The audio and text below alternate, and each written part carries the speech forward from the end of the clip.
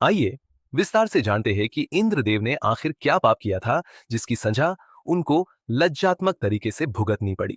महर्षि गौतम एक महान तपस्वी और विद्वान ऋषि थे। वे अपने ज्ञान और तपस्या के लिए प्रसिद्ध थे। उनकी पत्नी अहिल्या अत्यंत सुंदर, मोहक और गुणवान थी। अहिल्या को स्वयं ब्रह्मा जी ने अपनी शक्ति से बनाया था और उनका विवाह महर्षि गौतम से हुआ। महर्षि गौतम का आश्रम एक घने वन में था, जहां वे अपनी पत्नी अहिल्या और अपने शिष्यों के साथ रहते थे। आश्रम में प्रतिदिन यज्ञ, तपस्या और वेदों का अध्ययन होता था। अहिल्या की अनुपम सुंदरता से देवराज इंद्र मोहित हो गए और उनसे रहा नहीं गया। वे अहिल्या को प्राप्त करने की इच्छा से भर गए। इंद्र जानते थे कि महर्षि गौतम हर दिन प्रातःकाल स्नान और संध्या वंदन के लिए नदी किनारे जाते हैं। इसी बात का मौका उठाते हुए उन्होंने एक चाल चली। उन्होंने अपनी माया से रात का समय बदलकर ब्रह्म मुहूर्त जैसा बना दिया।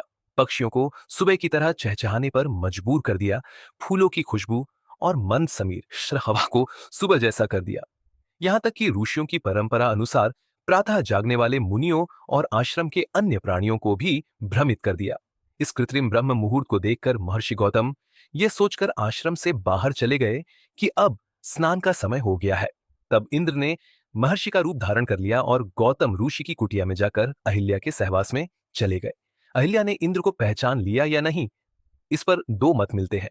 कुछ कथाओं के अनुसार अहिल्या ने इंद्र को पहचान लिया था, लेकिन देवताओं के राजा होने के कारण उन्होंने कोई विरोध नहीं किया।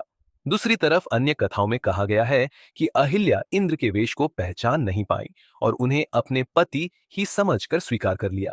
जब महर्षि गौतम नदी किनारे पहुंचे तो उन्हें वहां कुछ असामान्य लगा।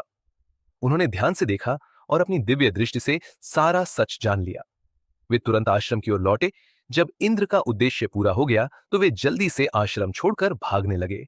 इंद्र जब आश्रम से बाहर निकले तभी महर्षि गौतम वापस लौट आए और अत्यंत क्रोधित हो गए।